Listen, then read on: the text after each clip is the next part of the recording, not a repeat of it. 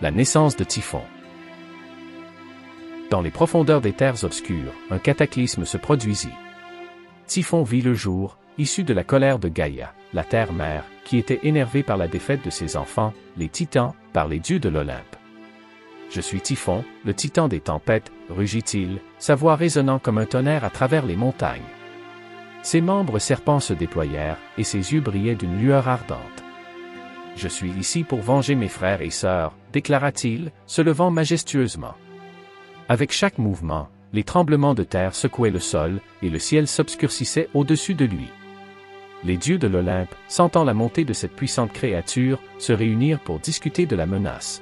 « Nous devons agir rapidement pour stopper Typhon avant qu'il ne devienne trop puissant », affirma Zeus, le roi des dieux, son visage grave.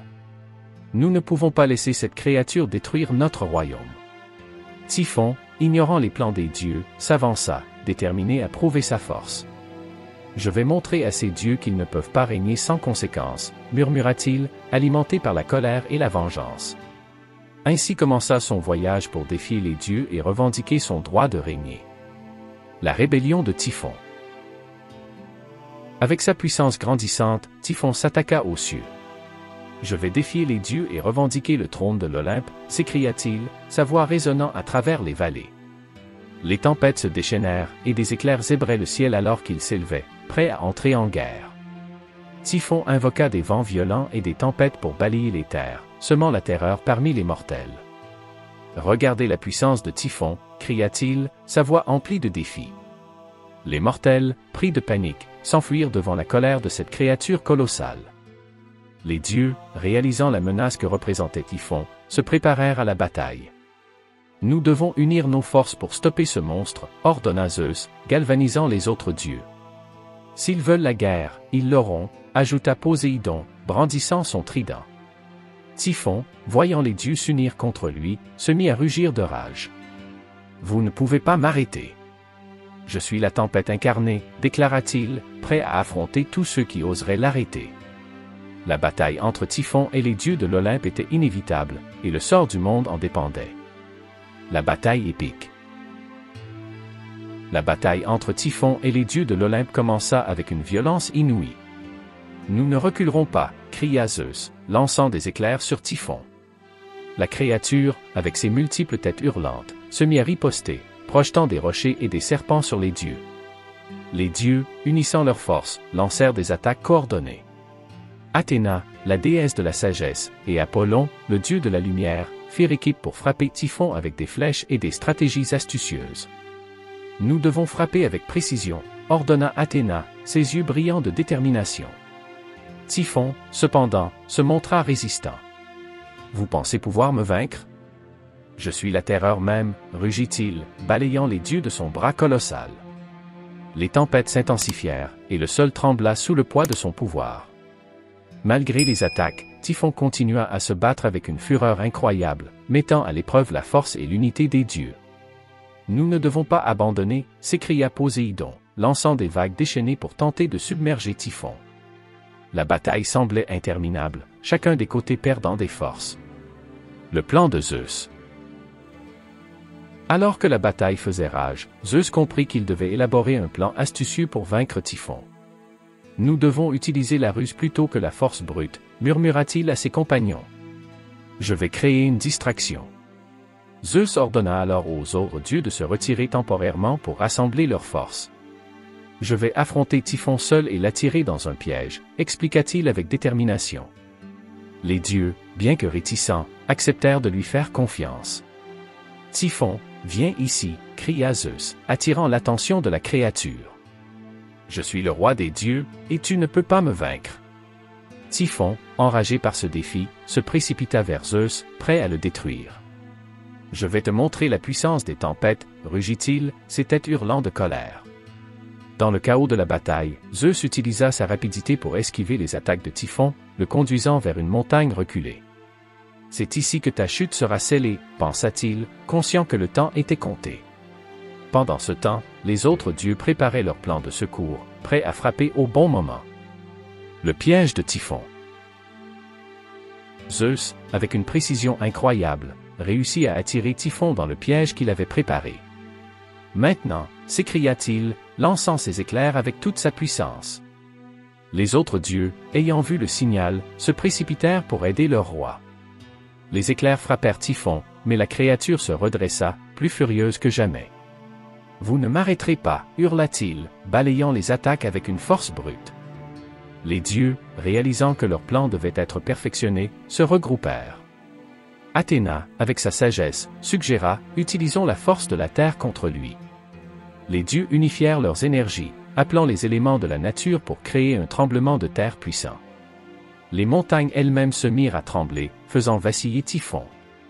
L'énorme créature, prise dans ce cataclysme, commença à chanceler. « Qu'est-ce qui m'arrive » rugit-il, perdant l'équilibre. Zeus, voyant son opportunité, frappa avec une puissance décuplée. « C'est là que s'achève ta tyrannie, Typhon » cria-t-il, lançant un dernier éclair. La défaite de Typhon. Malgré sa puissance, Typhon commença à succomber à la force combinée des dieux. « Je ne peux pas être vaincu » hurla-t-il, mais ses cris s'estompaient alors que les éclairs et les tremblements de terre l'accablaient. Les dieux, unis comme jamais auparavant, frappaient sans relâche. Au moment où Zeus lança son attaque finale, Typhon, acculé, se mit à se débattre. « Vous ne pouvez pas me battre. »« Je suis la colère de la nature » rugit-il, mais sa voix commençait à faiblir. Typhon fut finalement écrasé sous le poids de la terre, ses membres serpents se repliant sous la force des dieux. « C'est fini, Typhon » déclara Zeus, regardant la créature s'effondrer. Les dieux, réalisant qu'ils avaient vaincu cette menace, poussèrent un soupir de soulagement. Mais au lieu de le détruire entièrement, Zeus décida de le sceller dans le mont Etna, lui permettant de vivre mais l'empêchant de déchaîner son chaos à nouveau. « Que ta colère soit contenue ici, Typhon » déclara-t-il, scellant la créature avec la colère des dieux. La colère de Typhon. Malgré sa défaite, Typhon ne se laissa pas abattre. Dans les profondeurs du mont Etna, il rumina sa colère. « Un jour, je me libérerai, jura-t-il, ses yeux perçants brillants d'une rage inexprimable. Je vais détruire ces dieux qui m'ont humilié. » Les tremblements de terre et les éruptions volcaniques commencèrent à secouer la région, témoignant de la colère de Typhon. « Je suis encore ici, et je ne suis pas fini, » rugit-il, sa puissance toujours présente. Les mortels, terrifiés, regardaient le ciel s'assombrir à nouveau, craignant le retour du monstre. Les dieux, réalisant que Typhon continuait d'exister sous cette forme, se réunirent pour discuter des conséquences de leurs actions. « Nous avons peut-être été trop cléments, » admit Poséidon, inquiet. « Nous devons trouver un moyen de le contenir définitivement. » Athéna, réfléchissant, proposa « Nous devons renforcer le sceau. Si nous ne le faisons pas, Typhon pourrait un jour renaître et causer un chaos inimaginable. » Les dieux convinrent qu'il était essentiel d'agir rapidement pour éviter une autre catastrophe. L'alliance des dieux. Conscients de l'urgence de la situation, les dieux de l'Olympe décidèrent de se rassembler pour renforcer le sceau de Typhon. « Nous devons unir nos pouvoirs pour sceller cette menace une fois pour toutes, » déclara Zeus, déterminé à protéger le monde des mortels. Les dieux, chacun apportant leur force unique, se préparèrent à un rituel ancien. « Nous invoquerons la puissance de la terre, de l'eau et du ciel pour créer un sceau indestructible », expliqua Poséidon, brandissant son trident. « Ensemble, nous pouvons y parvenir. » Le rituel commença, chaque dieu chantant des incantations tout en unissant leurs forces. Les éléments se mélangèrent, créant une lumière éblouissante qui enveloppa le mont Etna. « Que ce sceau soit éternel » s'écria Athéna, son regard déterminé. Les tremblements de terre se calmèrent alors que le sceau se renforçait. « Nous devons rester vigilants » avertit Zeus, conscient que la colère de Typhon pourrait encore menacer l'équilibre du monde. Les dieux, unis comme jamais auparavant, se promettaient de surveiller le sceau. L'héritage de Typhon. Avec le sceau renforcé, les dieux purent enfin se détendre, mais l'héritage de Typhon perdura dans les esprits des mortels. Il est devenu un symbole de la puissance de la nature et des conséquences de l'arrogance, expliqua Zeus aux autres dieux. Les histoires de Typhon, de sa force et de sa colère, circulèrent parmi les mortels, leur rappelant l'importance de respecter les forces de la nature. Nous devons apprendre de cette expérience, affirma Poséidon, conscient de la fragilité de l'équilibre entre les dieux et les mortels. Les dieux, réalisant la puissance des récits, décidèrent d'inculquer des leçons de respect et d'humilité à travers les âges. Typhon était puissant, mais il a également montré que l'arrogance peut mener à la destruction, déclara Athéna, sage comme toujours. Ainsi, Typhon devint un personnage emblématique de la mythologie, un avertissement vivant contre les dangers de la colère et de la revanche. Les mortels, à travers leurs récits, continuèrent à honorer les dieux et à se souvenir de la puissance de Typhon, garantissant que cette histoire ne serait jamais oubliée. La vigilance des dieux. Les dieux, bien qu'ayant vaincu Typhon, restèrent vigilants. Nous devons toujours être prêts, car la nature peut être imprévisible, déclara Zeus, se tenant sur le mont Olympe. Nous avons gagné cette bataille, mais la guerre pour l'équilibre est éternelle. Les dieux s'engagèrent à surveiller les signes de la colère de Typhon, prêts à agir si jamais il se libérait de son sceau. Nous devons protéger le monde des mortels et préserver l'harmonie, affirma Héra, consciente de la responsabilité qui pesait sur eux. Les récits de Typhon, transmis de génération en génération, devinrent une partie intégrante de la culture grecque. Les mortels, inspirés par cette histoire, apprirent à respecter la nature et à vivre en harmonie avec elle. Nous sommes les gardiens de cet équilibre, conclut Zeus, conscients de l'importance de leur rôle.